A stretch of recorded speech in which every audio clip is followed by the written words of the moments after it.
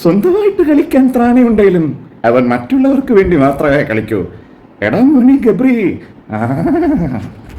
Big boss താരമായിട്ടുള്ള ഗബ്രിയെക്കുറിച്ചാണ് ഇന്ന് സംസാരിക്കാൻ പോകുന്നത്. ഗബ്രി വളരെ മനോഹരമായി കളിക്കാൻ ശേഷിയുള്ള ഒരു കളിക്കാരൻ തന്നെയാണ്.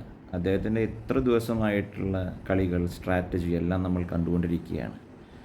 പക്ഷേ അദ്ദേഹത്തിന് എവിടെയാണ് ഒരു മിസ്സിങ് അല്ലെങ്കിൽ ഒരു തെറ്റ് പറ്റിയത് എന്ന് വെച്ച് കഴിഞ്ഞാൽ, അദ്ദേഹം അവിടെ ഒരു ഫ്രണ്ട്ഷിപ്പ് ട്രാക്കോ അല്ലെങ്കിൽ ലവ് ട്രാക്കോ മെയിൻറ്റെയിൻ ചെയ്തുകൊണ്ട് ഒരു സ്ട്രാറ്റജി ഇറക്കാൻ ശ്രമിച്ചതാണ് അദ്ദേഹത്തിന് പറ്റിയ തെറ്റ്.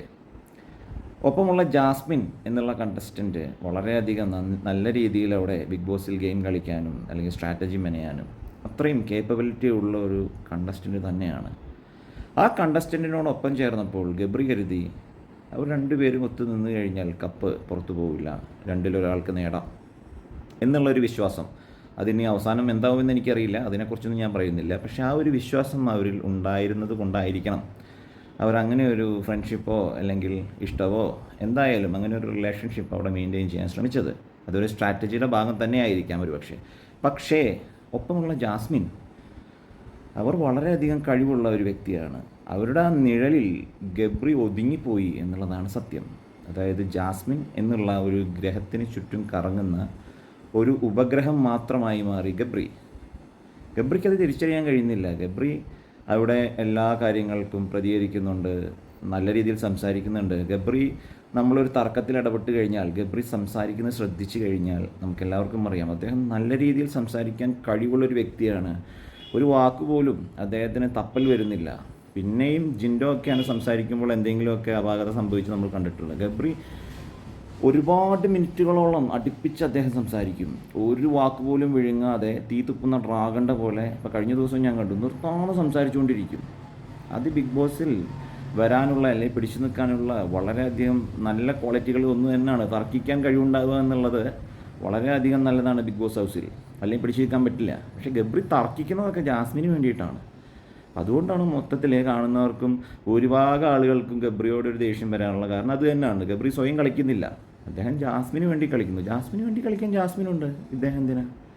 അതാണ് ചോദ്യം. അദ്ദേഹം സ്വന്തമായിട്ട് കളിക്കുന്നില്ല, സ്വന്തമായിട്ട് കഴിവില്ലാത്ത വ്യക്തിയല്ല. കഴിവില്ലെങ്കിൽ നമുക്ക് കഴിവില്ല, അതുകൊണ്ട് അദ്ദേഹത്തിന് കളിക്കാൻ പറ്റുന്നില്ല എന്ന് പറയാമായിരുന്നു. പക്ഷേ അദ്ദേഹത്തിന് നല്ല കഴിവുണ്ട്. പക്ഷേ അദ്ദേഹം ജാസ്മിന് വേണ്ടി കളിക്കൂ. ഇപ്പോൾ കഴിഞ്ഞ ദിവസം തന്നെ ആ ബിഗ് ബോസ് ഹൗസിൽ ഉണ്ടാക്കിയ അടി മുഴുവൻ ജാസ്മിനെ ചൊല്ലിയാണ്. ജാസ്മിൻ ആ ഡെൻ റൂമിൽ കയറിയിരുന്ന് വർത്തമാനം പറഞ്ഞുകൊണ്ടാണ് പവർ ടീം വന്നിട്ട് ആ റൂമിൽ ലോക്ക് ചെയ്തത്. ഇതിനെ ചോദ്യം ചെയ്യാൻ പോകുന്നത് ഗബ്രിയാണ്. ഗബ്രിക്ക് പുറത്ത് കിടക്കണം, ഗബ്രിക്ക് വയറിന് സുഖമില്ല എന്നുള്ള കാരണങ്ങൾ പറഞ്ഞ് ഗബ്രിയാണ് ലോക്ക് തുറക്കാൻ പറയുന്നത്. ജാസ്മിൻ അവിടെ വന്നിരിക്കാൻ പാടില്ല. കാരണം എന്താണെന്ന് വെച്ച് കഴിഞ്ഞാൽ ഒരു ആക്ടിവിറ്റിയുടെ ഭാഗമായിട്ട് ജാസ്മിൻ വേറെ ടീമിലാണ്. അപ്പോൾ അവർക്ക് ആ ആക്ടിവിറ്റിയെ സംബന്ധിച്ച് പ്ലാൻ ചെയ്യാനും നടപ്പിലാക്കാനും അവരുടെ കൂടെ ആ ടീം അംഗങ്ങളുടെ കൂടെയാണ് ചെന്നിരിക്കേണ്ടത്. ജാസ്മിൻ ഈ ടീം അംഗങ്ങളുടെ കൂടെ വന്നിരുന്നു ഗബ്രിയോടൊപ്പം. അപ്പോൾ പവർ ടീം വന്നിട്ട് ആ റൂം ലോക്ക് ചെയ്തു. ഇതിനെ ചോദ്യം ചെയ്ത് സംസാരിക്കുന്നത് ഗബ്രിയാണ്. ഗബ്രി നല്ല രീതിയിൽ സംസാരിക്കുന്നു, ഷൗട്ട് ചെയ്യുന്നു, തല്ലു കൂടുന്നു, അതൊക്കെ നല്ലതാണ്. പക്ഷേ എന്തിനു വേണ്ടി? നമ്മളെല്ലാവരും അത് കണ്ടുകൊണ്ടിരിക്കുകയാണ്. ഒക്കെ കഴിഞ്ഞ അവസാനം ഗബ്രിക്ക് കിട്ടുന്നത് നെഗറ്റീവ് ഇമേജാണ്. മനസ്സിലായോ? അപ്പോൾ ജാസ്മിൻ എന്നുള്ള ഗ്രഹത്തിനെ ചുറ്റിപ്പറ്റി കറങ്ങുന്ന ഉപഗ്രഹമാകാതെ ഗബ്രി സ്വന്തം നിലയ്ക്ക് കളിക്കാൻ ശ്രമിക്കുക. അതാണ് എൻ്റെയും ഭൂരിഭാഗം പ്രേക്ഷകരുടെയും അഭിപ്രായം എന്ന് ഞാൻ കരുതുന്നു.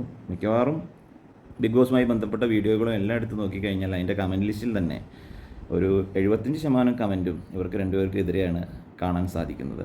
ഞാൻ ആർക്കും എതിരല്ല, ആർക്കും എതിരെ പറയുന്നുമില്ല. പക്ഷേ എൻ്റെ ഒരു പേഴ്സണൽ അഭിപ്രായത്തിൽ ഗബ്രി ഒറ്റയ്ക്ക് കളിച്ചാൽ ഒരു പക്ഷേ കപ്പ് ഗബ്രിക്ക് കിട്ടാനുള്ള സാധ്യത ഉണ്ടായിരിക്കാം. പക്ഷേ ഇങ്ങനെ പോവുകയാണെച്ചെങ്കിൽ സാധ്യത ഇല്ല എന്ന് പറയുന്നില്ല, ഭാഗ്യം പോലെ ഇരിക്കും. ചിലപ്പോൾ കുറവായി പോവും എന്ന് ഞാൻ സംശയിക്കുന്നു.